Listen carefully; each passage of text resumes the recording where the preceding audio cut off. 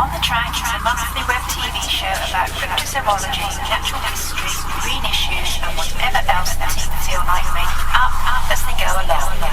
Enjoy.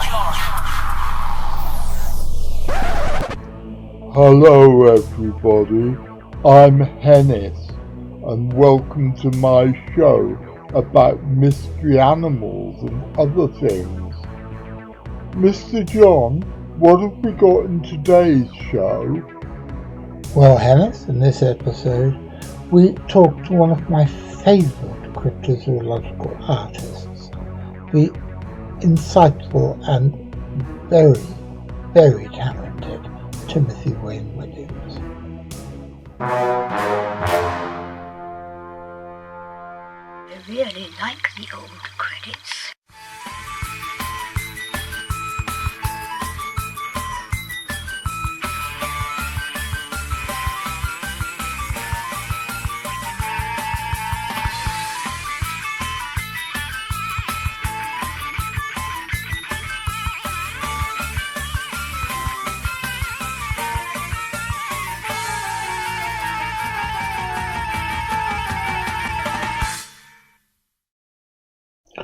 Good afternoon, ladies and gentlemen. My name's John Downs. I'm the director of an organisation called the Centre for Fortean Zoology, which is the largest, and we like to think the best, mystery animal research group in the English-speaking world. Every Saturday afternoon, we bring you this show, and it's called On the Track. But hang on, what's happening?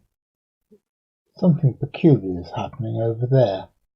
So, Ken, this fitness regime you've got at the Youth Outreach Centre down in Brixton, you're continuing that, aren't you, with other activities? Oh, yeah, Barry, we got 'em swimming in the lovely crystal clear waters in the rivers and streams and lakes and seas of canals in the UK, and they're being taught by Teresa Coffey. Quite often what Richard, in the guise of Barry Tadcaster, says is completely incomprehensible, and sometimes his references are so dubious that I do my best to brush them swiftly aside. In this case, Teresa Coffey, for those of you who don't know, was a Conservative cabinet minister who really defies description. But anyway, like I said, this is the Saturday show On the Track. And also every Wednesday evening we do a show called On the Track Extra. And on the last Wednesday of every month we also do something called the Last Wednesday of the Month show, in which me and the lovely Vivian Powell, together with our regular panel of V. McCrinnan, Dave Scott and Ian Squibbs, talk about the latest developments in the world of Forteana. We discuss them, we debate them, and we quite often make fun of them. And there is usually a special guest. So tune in on the last Wednesday of the month at 8 o'clock. But in the meantime, I've told you when the shows are, but what are they? Well, they are a mixture, a melange, a muddle, I can't think of anything else beginning with M. Lauren, what begins with M? Macaroni and cheese, of course. Thank you, honey pie. Yeah, I can work with that. Yes, as Lauren says, we are a macaroni and cheese of a show, which means we're delicious, we're wholesome, we're reasonably ethical if you're a vegetarian, and oh, I don't know. Macaroni and cheese sounds good enough to me. We're a macaroni and cheese of a show, which is full of hard science, weird shit, and surreality. What's surreality? Well, ask her. I've told you I don't care what surreality is. It's stupid.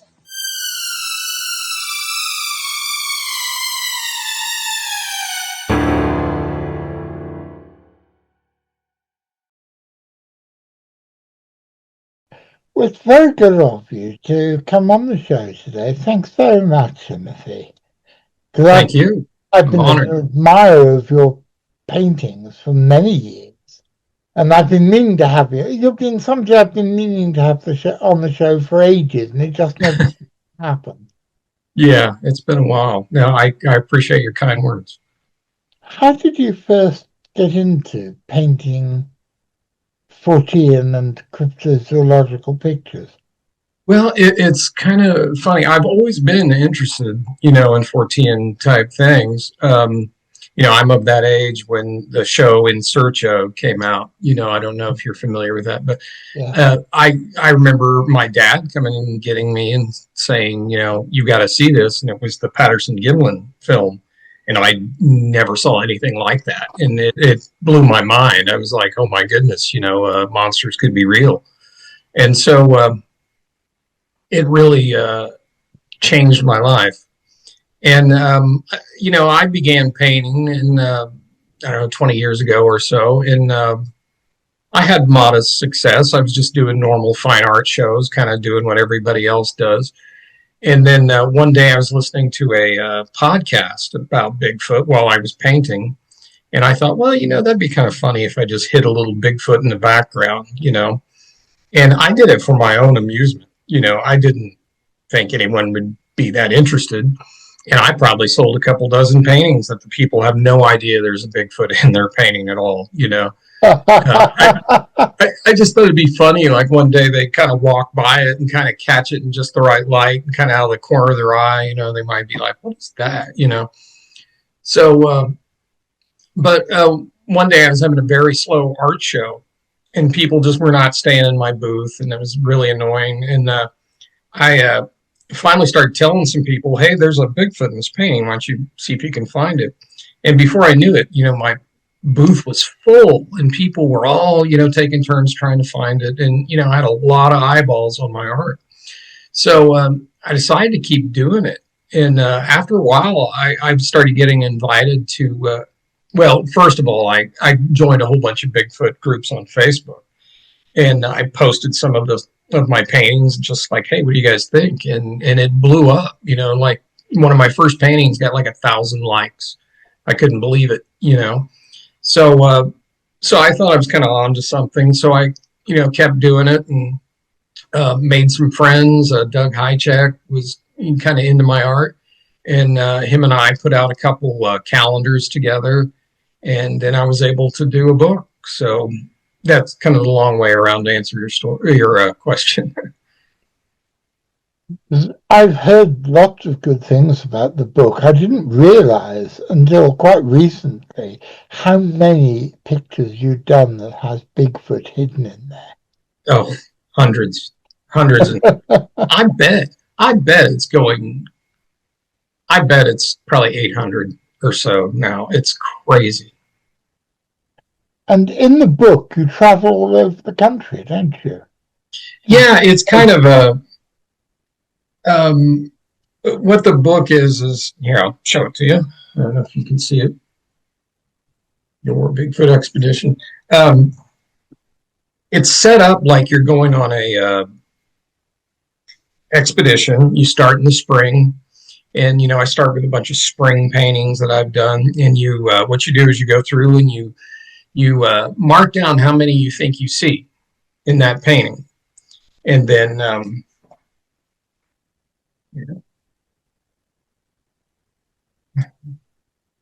but you see how many you can see, and then you can write it down this little spot here at the end. And then the book goes through all the months. It's a year-long expedition, like in the winter. And there is a little bit of a narrative that runs through it. It's not like a hardcore story. It just kind of ties all the paintings together. I think the next book I will do like a real story, It has like a climax and everything. But then at the very end of the book, I show you where they all were. I have them circled. But I tell people don't cheat. Go through the book and see how many you can find first before you go to the back pages. Where are the landscapes of? I'm sorry. Say Where that one are more the time. landscapes that you painted? Where are the places? Oh, most of them are out of my head. Like about probably 90% of those I've just, I take great pride in that. I love sitting down in front of you know, a canvas and not really having any idea what I'm going to do and just kind of see where it goes. Sometimes I'll just have an idea for the sky and I'll do that and just kind of see where it leads me. And that's super fun. I like, creating worlds like that. I think that's wonderful. It's because the places that you paint, feel like real places. They look like real places. That's what I go for. My art, I tell people it's kind of like visual escapism. I really want you to kind of like look at my art and kind of wish you were there or want to know what's going on in that picture. It's a little mysterious maybe, or maybe it's just beautiful, and it just makes you kind of want to enter that, realm and kind of look around. That's what I go for. I really wasn't expecting you to say. I honestly thought that they were real places that you travelled around to. I had Oh, no idea that they all came out of your head. That's absolutely fantastic. out of my warped mind, I tell everyone. Yeah, no, I appreciate that. Yeah, that's super fun for me to do. I love just creating, some place that doesn't exist. And you've now become a very big part of the Bigfoot community. I, well, I don't know about a big part, but I'm trying. Yeah, it's funny. I've started to make a name for myself, and it's really cool. I do a lot of events now, and I'm always shocked when people know who I am, and I'm shocked when they want to buy a book and want me to sign it. Just that's all kind of new for me, and that's really fun. I think it's fantastic. Thank you. And the more somebody asked me the other day, who was I going to have on the show next? And I said, oh, I'm interviewing Timothy Wayne Williams on Monday. And he said, oh, the Bigfoot painter guy. He's brilliant. So your Oh, that's your awesome. reputation is spreading. Oh, that's amazing. I love hearing that. I mean, yeah. And we have a mutual friend in Daniel Barnett. And Daniel wrote the foreword to my book. Oh, that's lovely. I didn't know that. Yeah, Oh, that's he did a fantastic. great job. That kid, man, he did a great job. He should be a writer. So what's your next plan? What are you doing next? Well, I am in talks with the publisher about doing another book. I think I'm going to let this one uh, sell for a little bit longer before I introduce another book. I'll probably go, I don't know, maybe another year with this book, promoting this book, and then I'll do another one, and we'll go from there. And So, are you carrying on your ordinary painting as well? oh yeah, yeah, and I do other stuff besides the Bigfoot things. I still do just regular kind of fine art from time to time. I definitely do the Bigfoot and cryptid stuff, mostly. But I'll still do flowers every now and then. I love stuff like that. So I change it up. My biggest, believe it or not, Jonathan, my biggest collector is this wonderful lady named Kathleen who lives right outside of London, and she does not care about Bigfoot at all. No interest, but she has over 40 of my paintings. It is so cool. Oh, wow. She's the absolute best. She's my biggest collector. Oh, that's fantastic. So are you approached by people to do illustrations for their books as well? I have been a little bit, and that's, I'm more interested. I would do a cover, and I have done a couple covers of books, but I don't think I would want to go through, a book and just do, illustrations, various ones. I would rather just do a cover, but I have been approached about that. And I tell people there are people much more qualified than I am to do illustrations like that. Yeah, it probably wouldn't be that much fun to do, whereas I get the impression from your paintings they're joyful, that they are a pleasure to create. Absolutely. Yeah. I tell people I am living my dream job. It's crazy. I never thought I'd be here, but yeah, I'm excited to get up every day, to paint. And boy, I was a graphic designer and I also kind of ran a print shop. I kind of wore both those hats for 33 years, something like that. And I hated it. Oh man, did I hate it. And I was able to finally get out of there. I had a bad day one day at work, and my boss had came into my office and just really made me mad. And I was sitting there and I started doing the math, and it was like, if I sell a couple paintings a week, I'll make about what I'm making right now. And so I just went all in. I immediately got up and basically gave my notice, and I quit. About a month later, I was gone. So I'm always impressed when I see people who've made their own way. They've followed their dream, they've followed their heads, and they've just put their head down and got on with it. I tell you, I am kind of proud of that. And I know kind of about how this is too. It's like I'm not a traditional artist. I tried to be, and I didn't fit in. The community didn't really embrace me either. Everybody started painting the same way. There's a very famous painter named Kwang Ho who lives, I believe, in Colorado. Brilliant painter, absolutely brilliant. And I noticed everybody was painting like him. And, and I was like, I don't want to do that. He's brilliant, but I don't want to do that. And so I definitely I stopped doing fine art shows and just now do paranormal, type themed shows. And they're so much more fun. The fine art shows are just so cutthroat. All the artists hate each other. It's kind of funny. They really do. They hate each other. And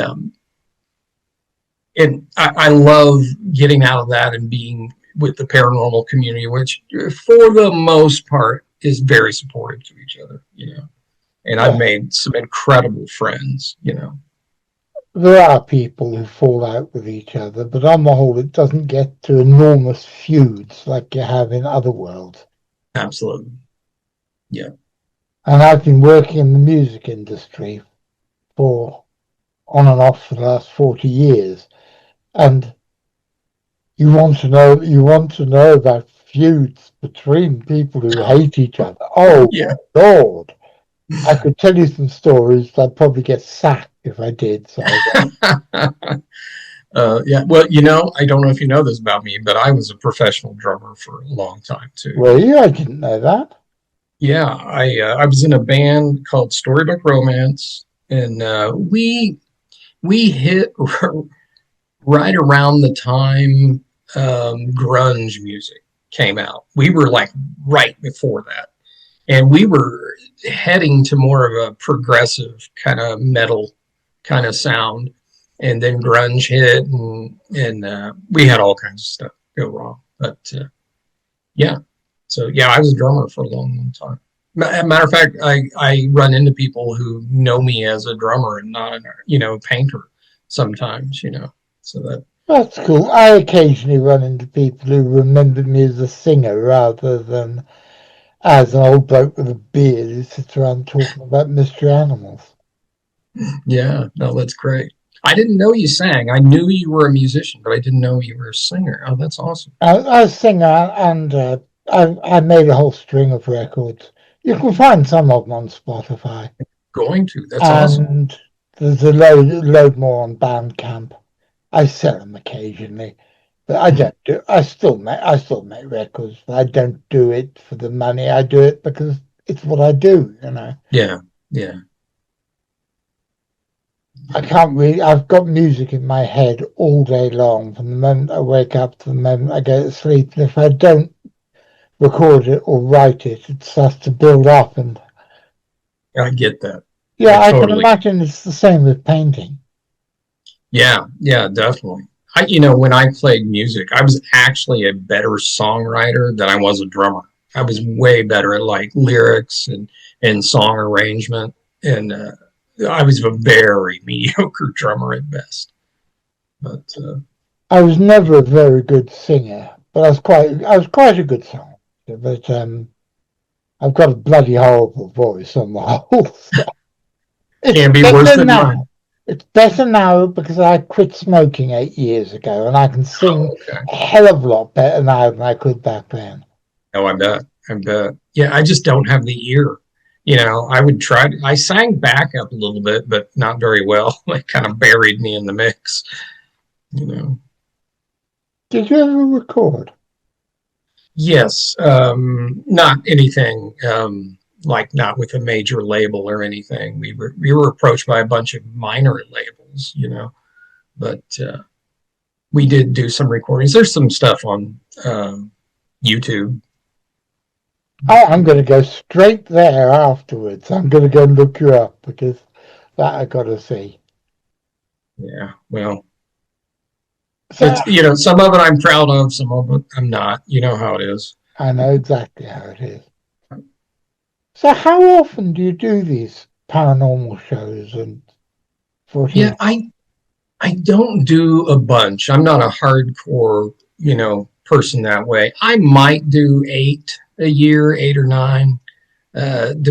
Just depends. Um, but yeah, I'm not like a hardcore vendor who goes out, every weekend. It's not like that at all. But matter of fact, I think I only have 2 more, and then my year is over. Or no, 3 more. And you spend the rest of the year at home painting? Yep, yep. That's Most of my fun. work, most of my work is sold, through social media. So Well, that sounds like a pretty much ideal life. it's not bad. It's not bad. I work more hours now than I did when, I had a day job. Sometimes I'll get up at 6 in the morning and I'll paint till 7 at night sometimes, and the thing with what I do is like I might do a painting and I might be super proud of it and I offer it up. I put it, on in some Facebook groups or whatever, or Instagram, and then I'll hear nothing. Like no one is interested in it. And it's like, oh, okay, I need to paint something else real quick. I need to make some money this week. So I have to paint constantly. I tell people I'm like a shark that has to keep swimming, but I love it. It's great. I love the challenge too. Well, how can people see your work? Have you got a website or a gallery or? I used to have a website, but I was doing everything through social media, so I just stopped spending money on the website. The best way to find me is like the normal social media ways, like Facebook. If you go to t.w.williamsfinearts, you can catch me there. Instagram is Timothy_Wayne_Williams_. And I don't really do too much on any of the other things. But anyhow, that is the best way to see what I do and contact me. And of course, your book is available through everywhere. Amazon. It's on Amazon. I do have a limited number that I can sign and ship out from here if anyone would be interested in a signed copy. Well, that's fantastic. I will, when I put this interview out, which is going to go out in 2 weeks, I think. I've completely lost. I'm doing stuff ahead of myself, and I'm completely lost my time framework of where we are. I think it's going out in 2 weeks' time, and then I will do my best to publicize your various activities as much as we can, so it can bring you more customers and more people can share in these magical landscapes that you are creating. I really appreciate that. That's wonderful. Timothy, thank you very much for that. That was wonderful.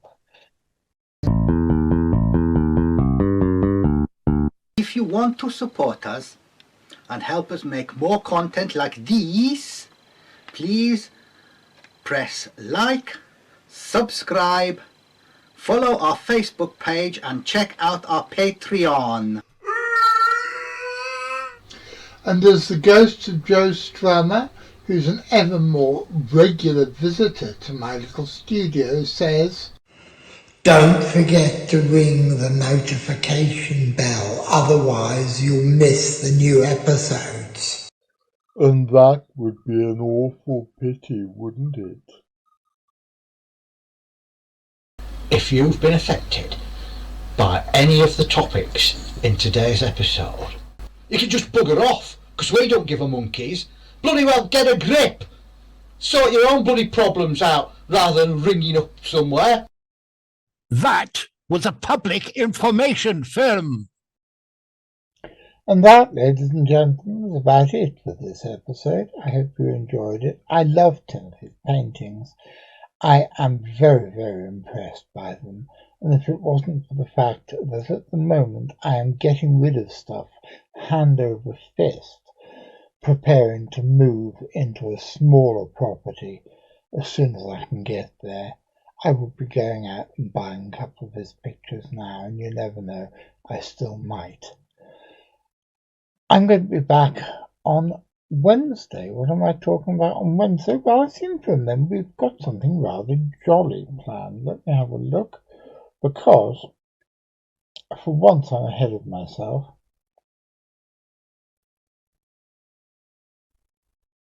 And on Wednesday we have got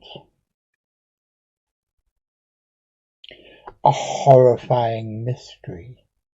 You know that bit in The Godfather when somebody sends the severed head of a horse and puts it in bed with him?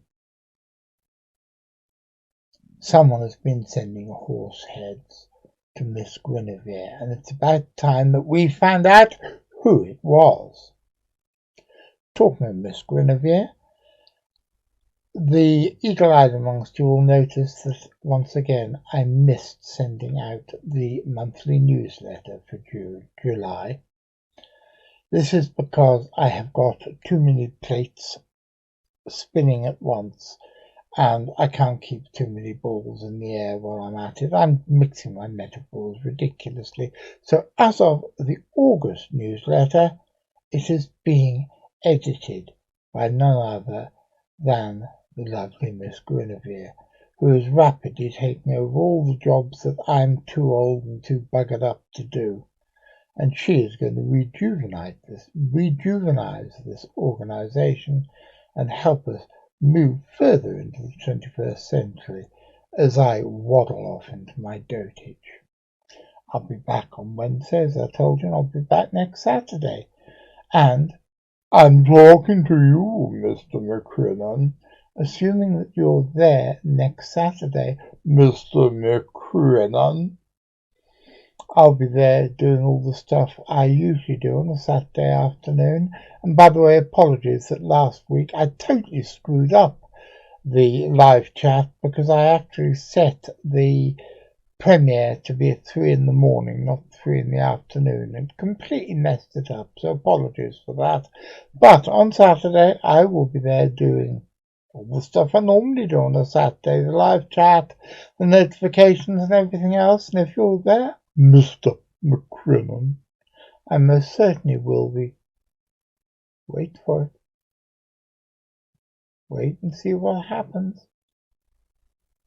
Seeing you.